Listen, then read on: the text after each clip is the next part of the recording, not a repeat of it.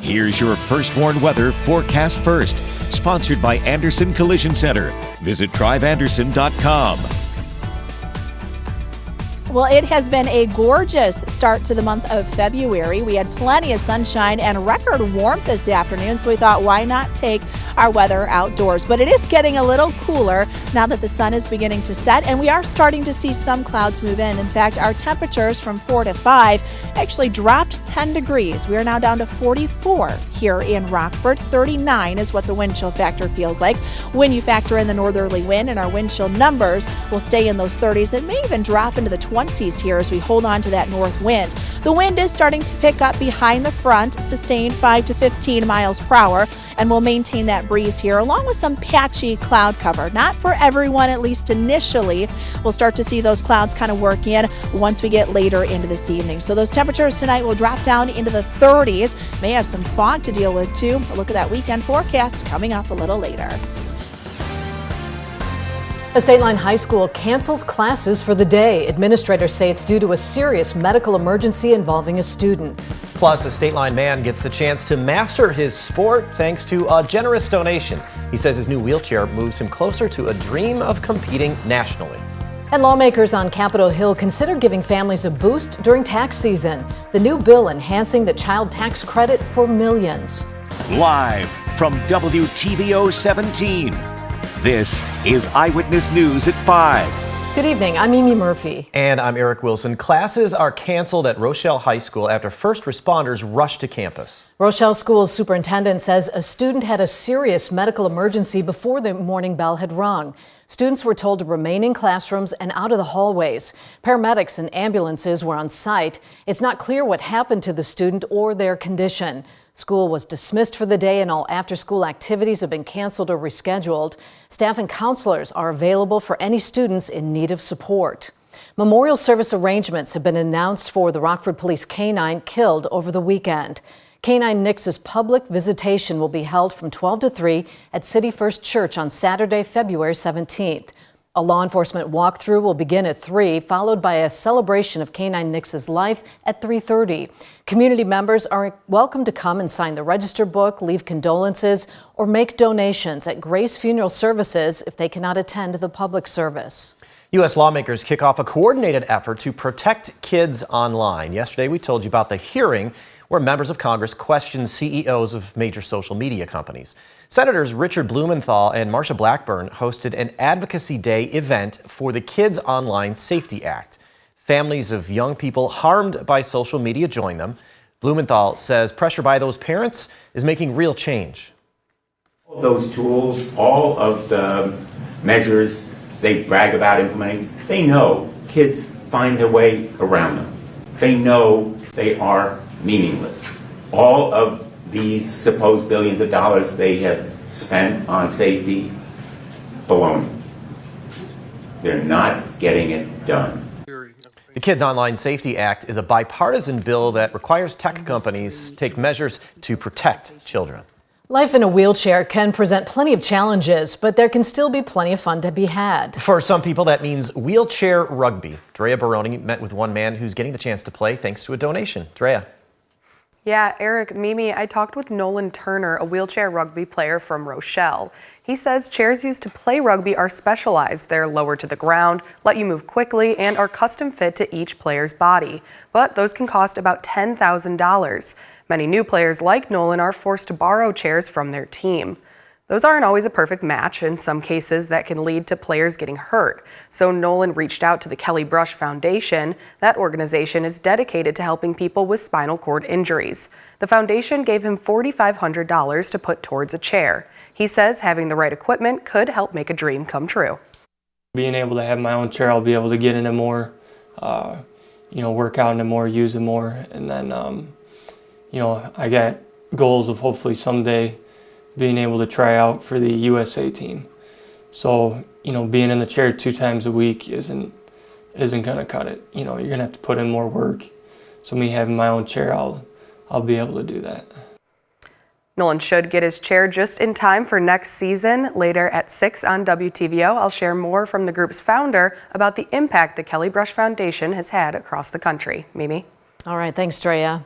The federal government's begun negotiations to reduce the cost of 10 drugs commonly used by older Americans. They include drugs that treat heart disease, cancer, and diabetes. It's the first time in history Medicare is negotiating directly with the drug manufacturers to reduce prices. Negotiations will be done by August. Final prices will be made public on September 1st. New prices take effect January 2026. The drug negotiations are part of the Inflation Reduction Act. Another 30 will be selected over the next 2 years. Elementary and middle school students rebound despite COVID-related school closures, although they're still not back to pre-pandemic levels. According to a new national study, students have made up about a third of what they lost in math and a quarter in reading. Even with that growth, the study shows the achievement gap for students in poor communities grew. Experts urge schools to take advantage of the $122 billion federal aid package set to expire in September. That money has helped schools nationwide pay for extra help like tutoring and summer school. The House of Representatives passes a bill that would enhance the child tax credit for millions of lower-income families. It's part of a larger $79 billion tax cut package that has bipartisan support. The measure would increase the refundable amount for the child tax credit to $1,800. That would eventually increase to $2,000 by 2025. The bill also allows bigger tax breaks for businesses, especially in research and development. It was negotiated with relatively little drama, passing by a vote of 357 to 70.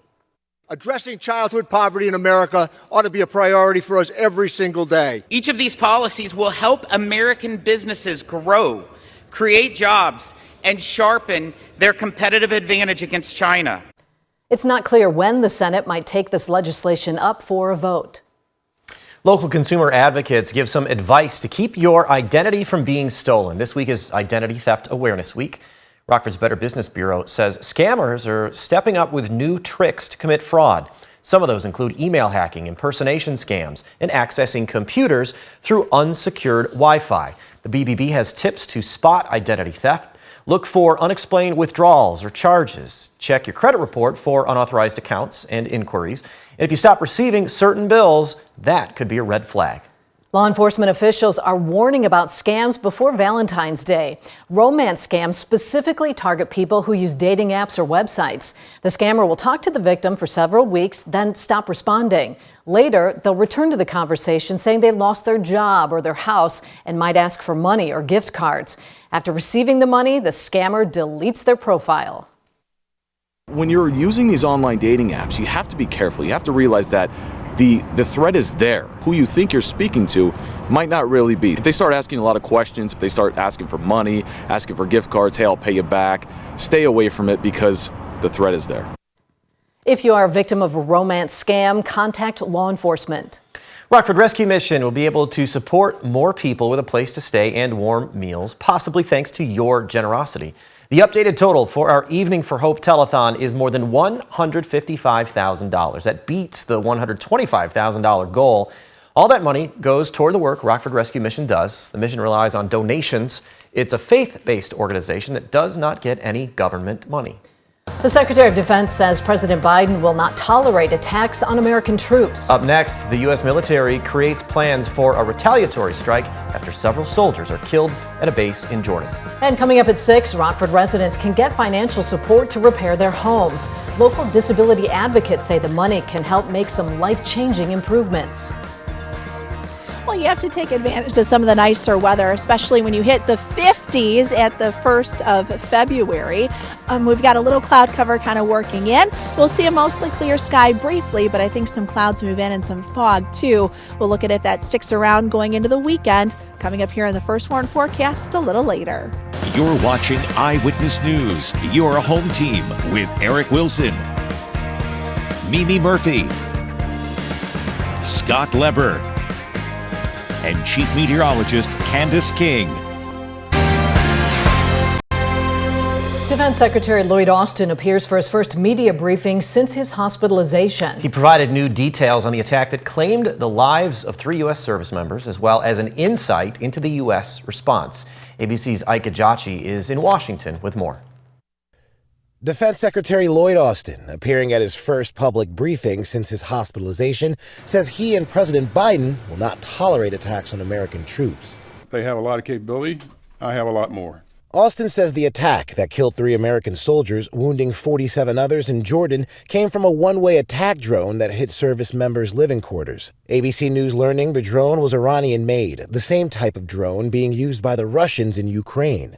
A U.S. official telling ABC News the retaliatory strike will hit multiple countries, including Iraq, Syria, and possibly Yemen, over a number of days. Our goal is to make sure that we continue to take away capability from the Houthis to do what they've been doing. This is going to be a multi-phased operation that tries to degrade the infrastructure that Iran uses to support these proxy groups. Austin says the U.S. will work to avoid a wider war in the region, but calls the attack on Tower 22 egregious. These are Iranian proxy groups, and how much Iran knew or didn't know, we don't know, but it really doesn't matter because Iran sponsors these groups, it funds these groups. Secretary Austin says the U.S. response will be significant. He says he believes the Houthis do not have a one-and-done mindset. Ike Ajachi, ABC News, Washington. A new record high temperature for the day is set in Rockford. Up next, the weather's so nice we sent Candace outside. She'll tell us about how much sunshine we'll see over the next couple of days and warn us about some slick conditions as temperatures drop overnight. Now, your First Warn weather forecast from Chief Meteorologist Candace King.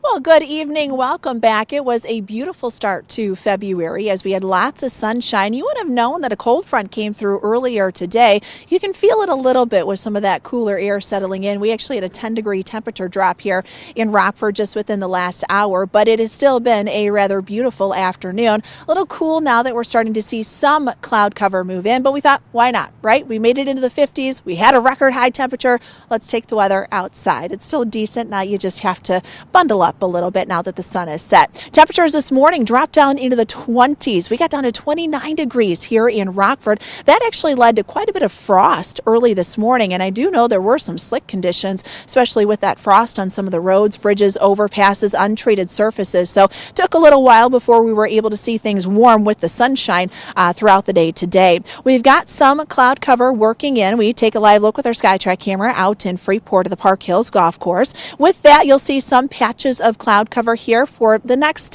hour or so. Then we'll clear things out, but I think we'll get a little more cloud cover to kind of work in as we go through this afternoon. Now, our current temperature sits at 44, but we made it to 55 degrees today. That broke our previous record high temperature, which was 48, most recently set back in 1968. So a very warm February. And to put that into perspective, our average high temperature should be 30 degrees, and our overnight low average temperatures should be in the mid-teens, so we are well above that.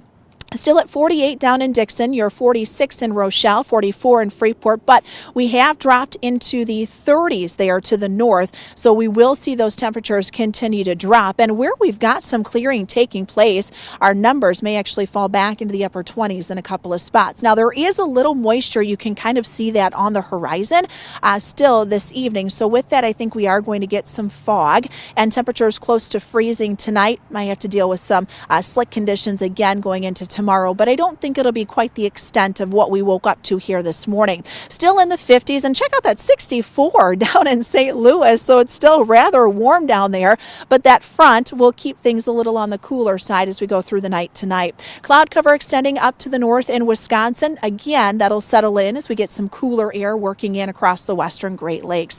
Temperatures tonight will drop down into the low 30s. With that, some clearing. We may see numbers in the upper 20s, and again, some areas of fog. Futurecast does keep us a little more on the cloudy side throughout the day tomorrow. If that's the case, temperatures would stay in the 30s again for tomorrow afternoon. But I'm going to be optimistic, and I think we'll see some sunshine going into the afternoon as the wind turns to the southeast. As it does, that would get us back into the 40s. Fog will be likely again tomorrow night, so don't be surprised if we see that going into Saturday. But temperatures are in the 40s as we head into the weekend. 47 degrees for both Saturday and Sunday. So 31 here for tonight, we've got some cloud cover. We'll see a little fog develop here overnight. 42 for tomorrow afternoon. You've got that breeze first from the east and northeast and then shifting around to the southeast. Record high on Sunday, guys, is 49, so we're not that far from that. I don't think we'll break that record, but we do come close. We'll stay with the 40s, and the big story, too, going into next week are the dry conditions. Next chance for rain and maybe even a clap of thunder could come once we head into next Thursday. As great as it was breaking that high temperature record, the sunshine was such a great boost. So nice. Thanks, Candace. Scott's in next with sports. He says the Cubs added more help for their bullpen.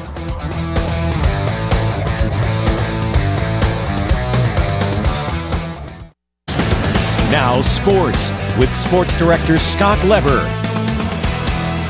The Cubs still do not have a deal with Cody Bellinger or any other big bat for the middle of their lineup, but they have bolstered the back end of their bullpen. They have signed relief pitcher Hector Neris. He's a veteran right-hander, and last season with the Astros, he had 6 wins and 31 holds, and his ERA was 1.71. Opponents had only a 174 batting average against him. And Neris is a workhorse. Since 2016, he's appeared in more games than any other pitcher in the major leagues. He'll most likely be a setup guy for Adbert Alzolay, but Neris can also close out games. Now, if you haven't checked out the Big Ten men's basketball standings lately, you might be surprised to learn that it's the Badgers who are sitting on top and not Purdue. Badgers are 8-1, the Boilermakers are 9-2, and the Fighting Illini sit in third place at 7-3. Northwestern is next at 6-4. The Badgers play tonight at Nebraska. Well, young guys with the Ice Hogs are going to have their ups and downs in their first few seasons as a pro. Forward Mike Hardman has had his share of both. He appeared in 29 games with the Blackhawks the last 2 seasons, but he hasn't appeared in any this season. However, he seems to have recaptured the form he had 2 years ago here when he accounted for 32 points as a rookie for the Ice Hogs. Last season, Hardman's production dropped off to 18 points in 58 games with only 5 goals. But he has already doubled that total this season with 10 goals. Hardman ranks 3rd on the team in goals scored. I asked him if he's taken a different approach to the ice this season. I don't know, just kind of being snake bit last year. Pucks weren't really going in for me, and it was tough coming to the rink some days because of just not really having that success. And then this summer I think just kind of just basically put that season in the rear view and just had a really good summer of training back home in Boston, and I think just got into the best shape of my life and came into the season with just a fresh start mentality. And I'm happy with my start so far, but not satisfied. This year he's regained some of that form in terms of scoring. I think he's been around the net a lot more. I think he's been in a spot where he can shoot the puck in the soft area more. He's been heavier on the forecheck, so he's taken a big step back take forward in that area for sure. Hardman missed 6 games early this season with a shoulder injury. Otherwise, his stats would probably be even better. That's sports. We'll be right back.